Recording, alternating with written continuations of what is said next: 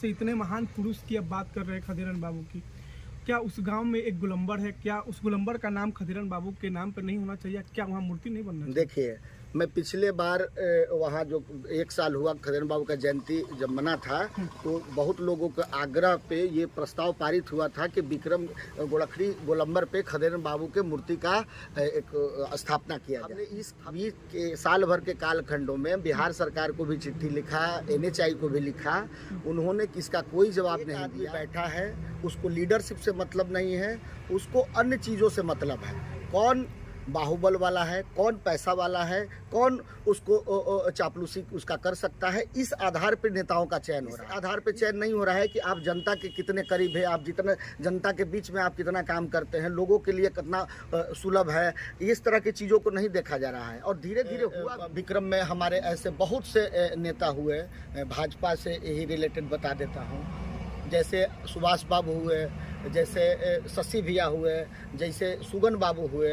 इन लोगों के जीवन को कैसे घुमा के बर्बाद कर दिया गया। 3 लोगों को राजनीतिक क्षेत्र में उतारा भी गया, रामजन्म शर्मा जी को, उषा विद्यार्थी जी को, और दूसरे पार्टी से आए अनिल जी को भी। मगर देख लीजिए किसने चक्रव्यूह में फंसा के विक्रम और पालीगंज कर करके इन लोगों का जीवन बर्बाद कर दिया गया। खदेरन बाबू की जीवनी पर प्रकाश कैसे डालते हैं, क्या योगदान है उनका? जी नमस्ते, आप सभी पत्रकार बंधुओं को और जो भी श्रोता मेरी आवाज़ को सुन रहे हैं उनको सबसे पहले मैं अभिनंदन करता हूं।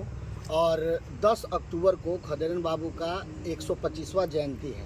उस जयंती को हम लोग एक दूसरे तौर पे मनाने का इस बार सोचे हैं, क्योंकि दशहरे होने के कारण लोगों की जुटने की समस्या थी। इसलिए मैंने उनके जीवनी पे 125 किलो लड्डू बनवाया है और उस दिन जयंती पे लोगों को वितरित किया जाएगा। इसलिए लोगों से आग्रह है कि ज़्यादा से ज़्यादा संख्या में आए और उनके जयंती को एक अच्छा खुशनुमा माहौल दें।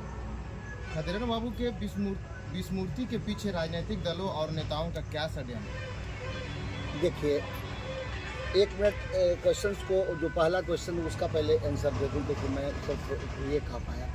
खदेरन बाबू के संक्षिप्त में जीवनी बता देता हूँ। बेहद गरीब परिवार से गोड़खड़ी में जन्म लिए। उनके माता पिता की मृत्यु बचपन में ही हो गई। वो ननिहाल में पाले पोसे गए। किसी तरह पढ़ाई करते हुए उन्होंने एक कॉलेजिएट स्कूल में शिक्षक की नौकरी की। स्वामी सहजानंद सरस्वती जी के संपर्क में आने पर उन्होंने लॉ की पढ़ाई किया और बिहार में हो रहे किसान मजदूर के आंदोलन में जिनको मुजरिम बनाया गया था उनका उन्होंने केस लड़ा। और उसके बाद स्वामी जी के कहने पे ही पटना जिला परिषद का चुनाव लड़ा। 42 में उपाध्यक्ष बने, 48 में वो अध्यक्ष बने और 60 तक वो अध्यक्ष रहे। और 1969 में पहली बार विधायक बने और दूसरी बार 1971 के चुनाव में वो फिर के जीत गया और मंत्री बने, ग्रामीण आवास मंत्री, शहरी विकास मंत्री। और 74 में उनको हार्ट अटैक से मृत्यु हो गई। उनका संक्षिप्त जीवनी यही है। खदेरन बाबू की विस्मृति के पीछे राजनीतिक दल और नेताओं का क्या षड्यंत्र? आप देख लीजिए कि 1974 में उनकी मृत्यु के बाद आप खुद समझिए कि यहाँ राजनीति करने वाले राजनीतिक दलों ने विक्रम के लीडरशिप के उभार के लिए क्या किया। आप देख लीजिए उनके जीवन के इस पटना जिला में जो उन्होंने मतलब शिक्षा के क्षेत्र में, स्वास्थ्य के क्षेत्र में, रोड बनाने के क्षेत्र में, नहरों के विकास करने के क्षेत्र में लोगों को 50,000 नौकरी देने का काम किया था। उनके मरने के बाद किसी राजनीतिक दलों ने उनके जीवन पे कभी भी जयंती या उनके पुण्यतिथि पे उनको याद करना भी उचित नहीं समझा। यह एक राजनीतिक षड्यंत्र है जिसके बाद के कालखंडों में 50 साल अभी हुआ है, एकदम से विस्मृत कर दिया गया है। हमारे नवयुवकों को ऐसे महापुरुषों के बारे में जानने की ज़रूरत है जो विक्रम ही नहीं, पूरे पटना जिला ही नहीं, पूरे बिहार के वो नेता जाति में विभेद नहीं किया, सभी को अपना परिवार का अंग समझा। और जिस समय से विक्रम की धरती पे उनका अवसान हुआ उसके बाद विक्रम की धरती टूअर हो गई। और राजनीतिक दलों का एक भारी षड्यंत्र है जो यहाँ राजनीति करते हैं, वो कभी भी विक्रम के लीडरशिप को उभार नहीं किया और यहाँ की जनता भी सोई रही। अपने लीडरशिप को उभार के लिए उन्होंने कोई प्रयास नहीं किया। खदेरन बाबू के मरणोपरांत सक्रिय राजनीतिक दलों ने विक्रम की उभार के लिए क्या कुछ किया? हम आप ही से प्रश्न करते हैं बताइए 1974 के बाद आपको लगता है कि किसी राजनीतिक दल ने विक्रम के नेताओं को उसके विक्रम के लीडरशिप के तौर पे उन्होंने खड़ा किया? आप देख लीजिए विक्रम में हमारे ऐसे बहुत से नेता हुए, भाजपा से यही रिलेटेड बता देता हूँ, जैसे सुभाष बाबू हुए, जैसे शशि भैया हुए, जैसे सुगन बाबू हुए। इन लोगों के जीवन को कैसे घुमा के बर्बाद कर दिया गया। 3 लोगों को राजनीतिक क्षेत्र में उतारा भी गया, रामजन्म शर्मा जी को, उषा विद्यार्थी जी को, और दूसरे पार्टी से आए अनिल जी को भी। मगर देख लीजिए किसने चक्रव्यूह में फंसा के विक्रम और पालीगंज कर कर के इन लोगों का जीवन बर्बाद कर दिया गया। रामजन्म शर्मा जी जैसे वरिष्ठ नेता जो स्थापना काल से थे, उनके जूनियर से भी जूनियर लोग अभी आज मंत्री बैठे हैं। उनको क्या जिला क्या बोलते हैं, विधान परिषद में नहीं भेजा जा सकता था? उनको किसी तरह का आयोग का अध्यक्ष नहीं बनाया जा सकता था? उसी तरह उषा विद्यार्थी जी को देख लीजिए, कभी एक बार पालीगंज से टिकट दिया गया, फिर उनको हटा दिया गया, फिर एक बार रामजन्म शर्मा जी को दिया गया, हटा दिया गया। कभी भी उनको जीतने के लिए टिकट नहीं दिया गया। 10 दिन पहले किसी को टिकट दीजिएगा, वो चुनाव क्षेत्र में जाके क्या करेगा? पालीगंज में पिछले बार रामजन्म शर्मा जी को उसके बाद दिया गया था, 10 दिन पहले टिकट दिया गया था, सिर्फ कोरम पूरा किया गया था। इसलिए आप देख लीजिए विक्रम के राजनीति करने वाले लोगों को सभी पार्टियों ने ठगा है, उसके लीडरशिप को खड़ा नहीं होने दिया है। वो दूसरे तरफ राजद में चलिए, राजद में राम सुहावन जी लालू यादव के यहाँ डायरेक्ट जाया करते थे, उनको कहाँ कभी मौका दिया गया। अब हर्ष मुखिया जी अभी जिंदा हैं, वो भी बहुत वर्षों से राजनीति कर रहे हैं आरजेडी का, मगर उनको भी मौका नहीं दिया गया। सुरेंद्र भैया, वीरेंद्र भैया, ये बहुत ऐसे लोग हैं जो राजनीति कर रहे हैं विक्रम में, मगर उनको स्थान नहीं दिया जाता है।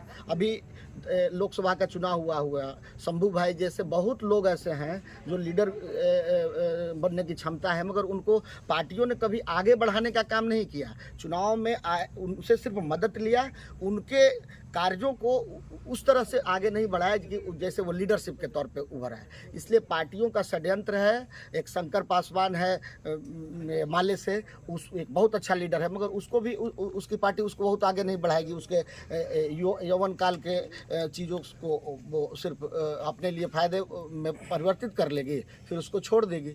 अभी एक लड़का है भाजपा में अविनाश उपाध्याय, वो लड़का एक तरफ विक्रम प्रखंड के भाजपा का और दूसरे तरफ सारे लीडरान उसका काम बोलता है और मगर जब पिछले बार मुझे पता चला कि 20 अगस्त को उनकी पुण्यतिथि है और उनके पुण्यतिथि पे आज सोशल मीडिया के ज़माने में कोई भी एक पोस्ट नहीं देखा, तो मुझे बड़ा दर्द हुआ।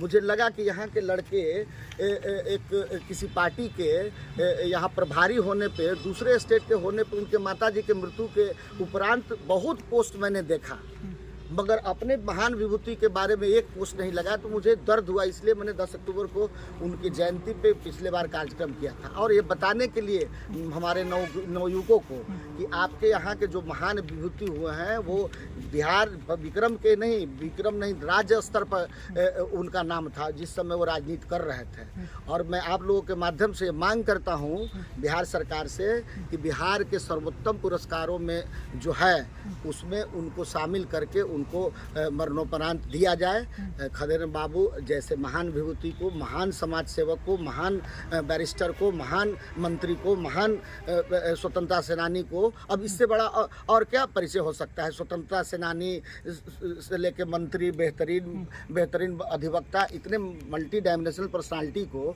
जब आप इज्जत नहीं देंगे, उनको सम्मान नहीं करेंगे, तो आगे आने वाली पीढ़ियाँ कैसे याद करेंगी।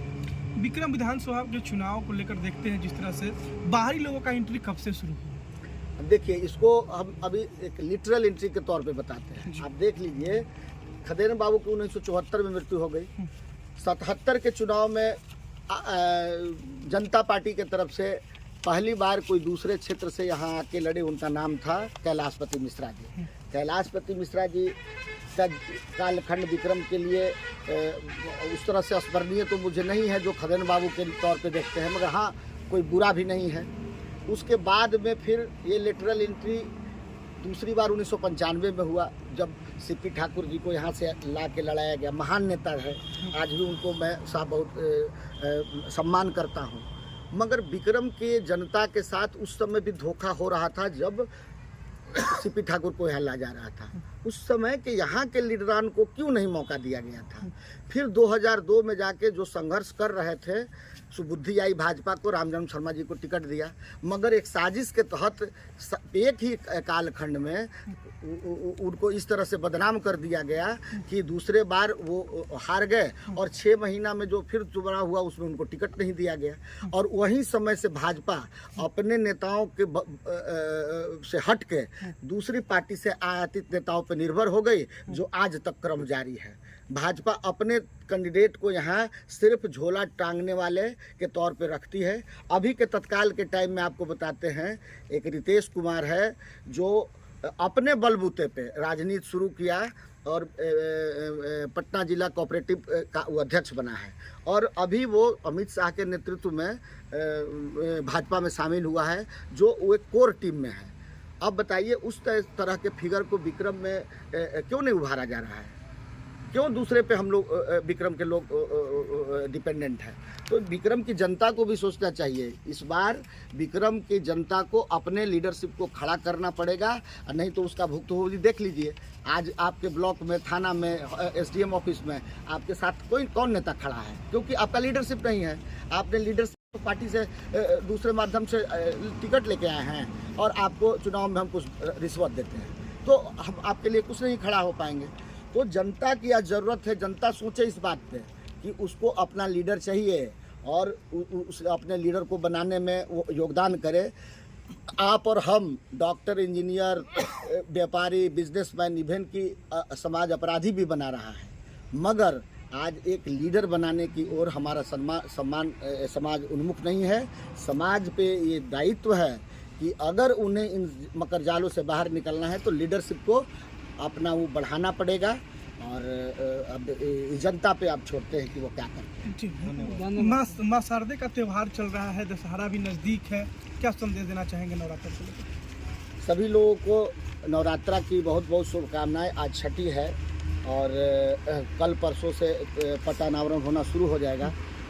विक्रम की जनता को और बिहार की जनता को इस शारदीय नवरात्रा पे बहुत सारी शुभकामनाएं और भगवान उन पे सदा दृष्टि बनाए रहे, यही मेरी शुभकामना है। चलिए, आपको बहुत बहुत धन्यवाद। चलिए, आप लोगों का भी बहुत बहुत धन्यवाद।